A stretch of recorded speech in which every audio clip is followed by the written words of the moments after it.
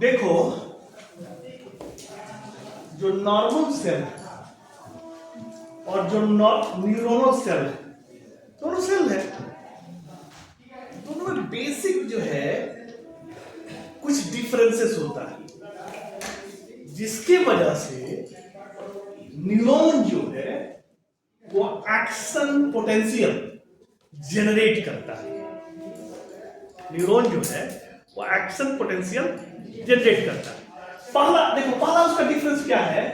First उसका difference होगा that membrane का स्ट्रक्चर में थोड़ा डिफरेंस होगा। Membrane structure.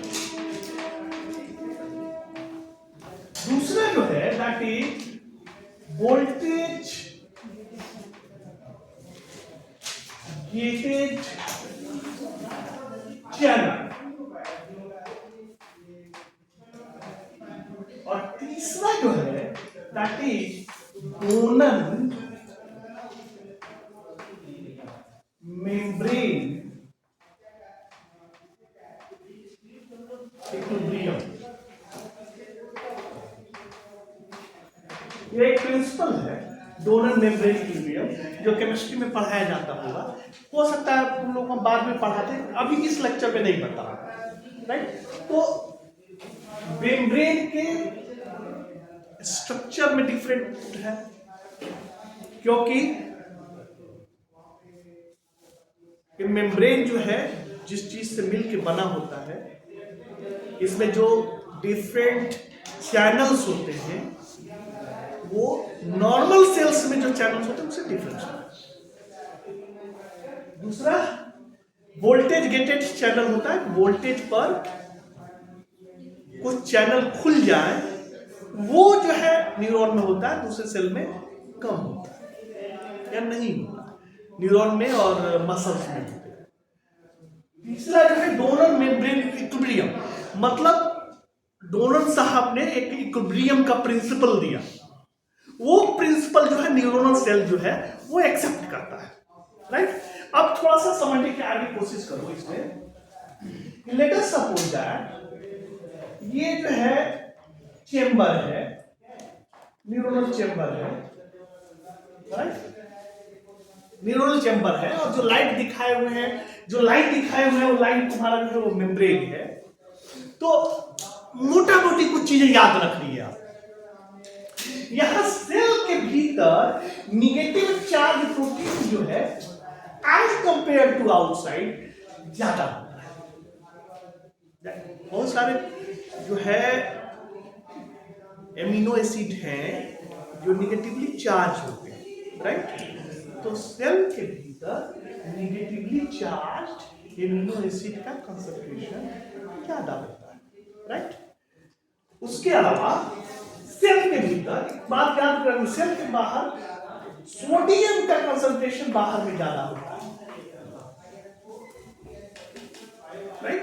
और न्यूरोनल सेल के भीतर पोटेशियम का कंसंट्रेशन ज्यादा होता है। एक क्वेश्चन पूछता है, बी वेरी केयरफुल होता है। सेल के भीतर पोटेशियम का कंसंट्रेशन ज्यादा होता है और सेल के बाहर में सोडियम का कंसंट्रेशन ज्यादा होता है।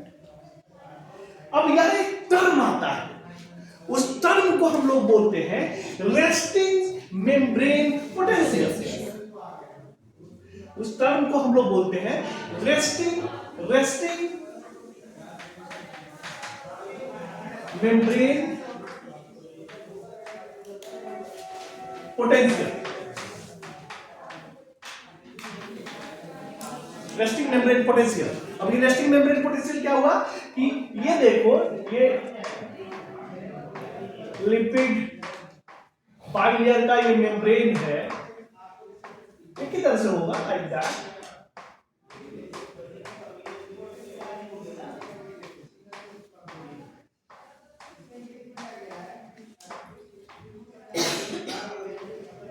ठीक है, तो अभी हमने आपको बताया कि ये इनर साइड है, भीतर का साइड है, इनर साइड। इनर साइड में एमिनो एसिड निगेटिवली चार्ज ज्यादा होते हैं, अभी बताया। हमने आपको बताया कि पोटेशियम चार्ज ज्यादा होता है, हमने बताया बाहर में सोडियम चार्ज ज्यादा होता है, और भी कुछ कुछ प्रिंसिपल है जो फाइनली क्या करता है कि सेल के भीतर ये निगेटिव चार्ज डेवलप हो जाता है और बाहर ये पॉजिटिव चार्ज डेवलप हो जाता है।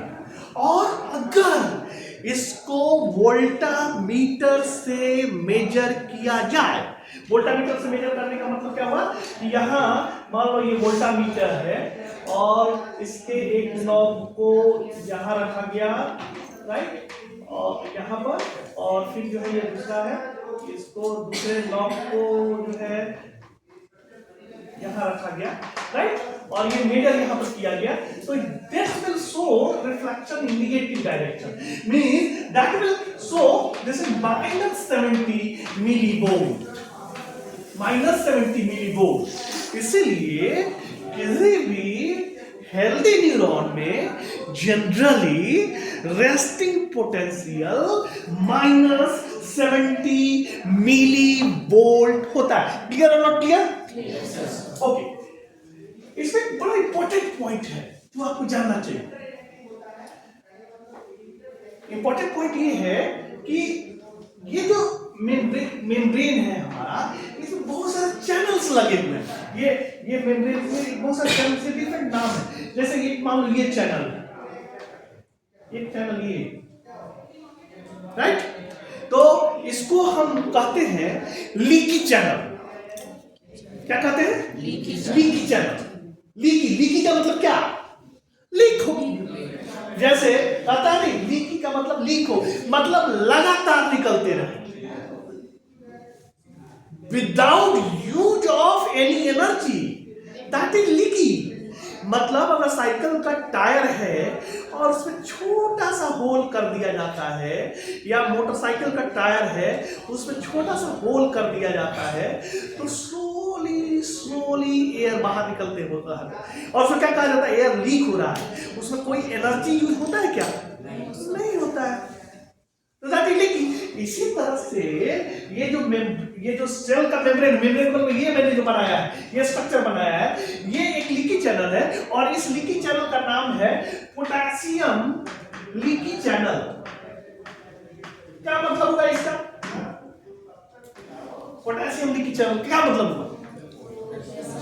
पोटेशियम लगातार लीक होते रहता है। अब लीक होगा, इसमें एनर्जी यूज नहीं हो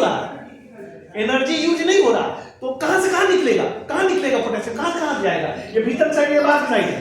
लीक हो रहा है, लीक में हायर कंसंट्रेशन से लोअर कंसंट्रेशन की तरफ जाता है, कहां से कहां निकलेगा? बोलो। मतलब भीतर से बाहर लगातार पोटेशियम निकलते रहता है। तो इस चैनल को एक पहला हमने क्या बताया? Potassium leaky channel, right, clear? इसी तरह से दूसरा एक चैनल होता है, that is known as voltage gated. इस सब नाम को याद रखना, gated sodium channel, voltage gated sodium channel. अब देखो, वोल्टेज गेटेड सोडियम चैनल के विषय में हम पढ़ेंगे डिटेल में, लेकिन right now we are trying to understand the basic principle of voltage gated sodium channel. अब ये मान लो वोल्टेज गेटेड सोडियम चैनल है, जैसा सपोज है ये वोल्टेज गेटेड सोडियम चैनल है, राइट।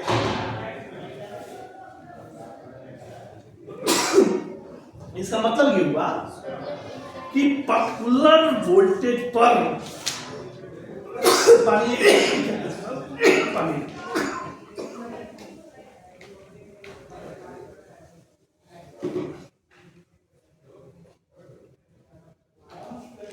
पर्टिकुलर वोल्टेज पर ये चैनल खुलेगा, पर्टिकुलर वोल्टेज पर ये चैनल खुलेगा। वोल्टेज गेटेड मतलब एक पर्टिकुलर वोल्टेज पर ये चैनल खुलेगा, और इसमें कोई एनर्जी नहीं लगेगा। इसका खुलना केवल वोल्टेज के, पर्टिकुलर वोल्टेज के आने पर निर्भर करता है। पर्टिकुलर वोल्टेज आ गया तो वो चैनल खुलेगा। तो वोल्टेज नाम हमने दे दिया सोडियम चैनल। अब ये बताओ सोडियम बाहर ज्यादा होता है कि भीतर ज्यादा होता है? तो वोल्टेज गेटेड सोडियम चैनल खुलेगा तो सोडियम क्लियर और नॉट क्लियर? दूसरा एक चैनल और होता है वोल्टेज गेटेड सोडियम हो गया पोटेशियम चैनल। पोटेशियम चैनल अब बताओ यहां देखो सीधे कांसेप्ट पर ध्यान देना है। वोल्टेज गेटेड पोटेशियम चैनल इसमें क्या होगा? एक पर्टिकुलर वोल्टेज पर एक चैनल खुलेगा। आशीष क्या होगा? पोटेशियम कहां जाएगा? अंदर से बाहर कि बाहर से अंदर? अंदर से बाहर। Very good. यानी यहां से यहां जाएगा एट पर्टिकुलर वोल्टेज। तो this is voltage gated potassium channel. तो हमने आप लोगों को 3 चैनल बताया, एक पोटेशियम चैनल, दूसरा वोल्टेज गेटेड सोडियम चैनल, तीसरा वोल्टेज गेटेड पोटेशियम चैनल, फिर चौथा देखो ligand gated channel. Ligand gated channel और चैनल में इसका नाम भी कुछ दिया जा सकता है। You can give a name of that channel. Ligand gated calcium channel, ligand gated sodium channel, ligand gated potassium channel. But तुम्हें ये लिगेंड गेटेड का कांसेप्ट समझ में होना चाहिए, राइट? अब हम मान लो कह रहे हैं लिगेंड के जगह पर इसे हम नाम रख देते हैं तुम्हारे किसी का नाम। हाँ, तुम्हारा नाम क्या है? अंदिता। हम कह रहे हैं अंदिता गेटेड पोटेशियम चैनल। अंदिता गेटेड पोटेशियम चैनल। अब मान लो दिस इज अंदिता गेटेड पोटेशियम चैनल।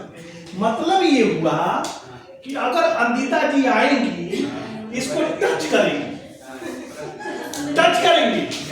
ये लिगेंड अंदिता हो गई, टच करेंगी तो ये अंदिता गेटेड पोटेशियम चैनल खुल जाएगा। और खुलने का मतलब क्या होगा? पोटेशियम कहाँ जाएगा?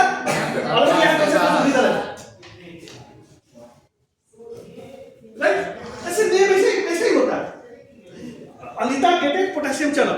तुम्हारा नाम बोलो? सफकर। तो मान लो हम कहें इसको कि सफकर गेटेड सोडियम चैनल। मतलब ये हुआ यहां let us suppose sulphur gated sodium channel है। सल्फर आके हम टच करेंगी तो ये चैनल खुलेगा, सोडियम भीतर आएगा। क्लियर? तो तुम लोगों को हमने क्या बताया? ये पोटेशियम लीकी चैनल बताया, वोल्टेज गेटेड सोडियम चैनल बताया, वोल्टेज गेटेड पोटेशियम चैनल बताया, ligand gated channel, ligand gated channel बताया, डिफरेंट नेम देके, राइट? उसके अलावा और कुछ इंपॉर्टेंट चैनल होते हैं कि जानना चाहिए। That channel is known as, देखो इसको याद रखना, सोडियम पोटेशियम पंप का हो या एटीपीएच का।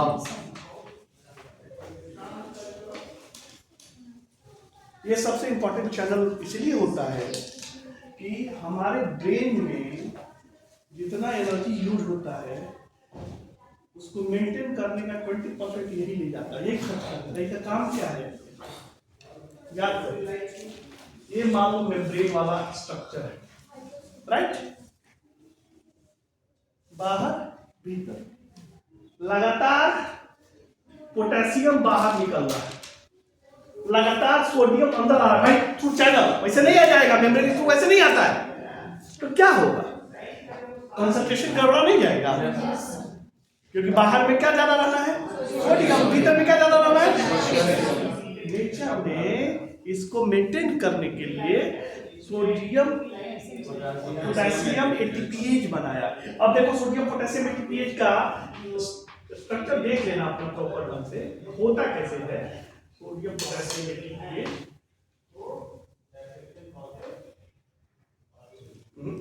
ये तो कोई बात नहीं, ठीक है। सोडियम पोटेशियम एटीपीएच ये करता क्या है? सोडियम पोटेशियम एटीपीएच का काम क्या है? ये करता क्या है कि 3 सोडियम को 3Na को यहां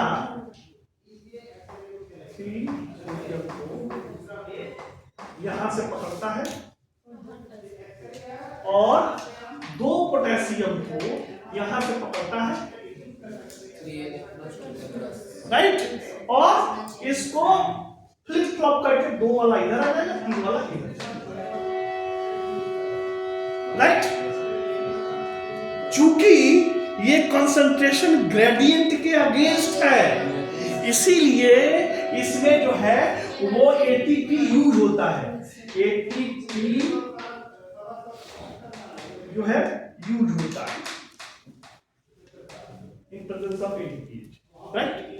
मतलब ये एक्टिव प्रोसेस है, राइट, ये पैसिव प्रोसेस नहीं है, मतलब ये एक्टिव प्रोसेस है। कभी कभी मैं ये सवाल क्वेश्चन पूछ देता हूं कि क्या करोगे, कैसे ये सिद्ध करोगे कि सोडियम पोटेशियम एटीपीएच जो है एसेंशियल फॉर न्यूरॉन। अब देखो जो हमारा रिसर्च में कुछ आया था वो बता रहे हो, ये न्यूरॉन है, राइट। अगर न्यूरॉन को फायरिंग बढ़ा दिया जाए तो क्या होगा, भीतर में सोडियम का कंसंट्रेशन ज्यादा हो जाएगा, हो जाएगा कि नहीं हो जाएगा, फायरिंग बढ़ा दिया जाए एज कंपेयर टू दिस, समझ में आ रहा है कि नहीं। अगर न्यूरॉन का फायरिंग बढ़ा दिया सोडियम कंसंट्रेशन ज्यादा हो जाएगा। जब सोडियम का कंसंट्रेशन ज्यादा हो गया तो क्या ये हाइपरटोनिक हुआ कि हाइपोटोनिक हुआ, हाइपरटोनिक हो गया तो क्या होगा, इक्विलिब्रियम को मेंटेन करने के लिए वाटर भीतर जाएगा, बाहर जाएगा, अंदर जाएगा, सेल फूल जाएगा और एक लेवल तक बर्दाश्त करेगा, उसके बाद बर्स्ट जाएगा। तो एज पर दिस प्रिंसिपल अगर सोडियम पोटेशियम एटीपीएच काम न करे तो जो न्यूरॉन हमारे काफी अच्छे काम कर रहे थे वो बर्स्ट कर जाएगा। इसको चेक करने के लिए कुछ केमिकल है, जैसे एक केमिकल का नाम है ओबेन, स्पेलिंग देख लेना, ओबेन, राइट, ओबेन नामक केमिकल है और इसको चेक किया गया and people observe the same thing. What happened that Oben देने के बाद न्यूरॉन का फाइबर कंटिन्यू रहा, ओबेन देने के मतलब ये हुआ कि ये सोडियम पोटेशियम एटीपीएच जो है इसका वर्किंग नहीं हुआ, और जिसका वर्किंग नहीं हुआ तो क्या होगा, सोडियम का कंसंट्रेशन ज्यादा, hypertonic solution, swelling and burst. So people observe that the treatment of oben is a region for cell burst in active neuronal cells. लोगों ने ऐसा देखा। तो आज के लेक्चर में हम इतना ही रहने देते हैं। कल का लेक्चर जो है वो ये बेसिक टर्म्स है,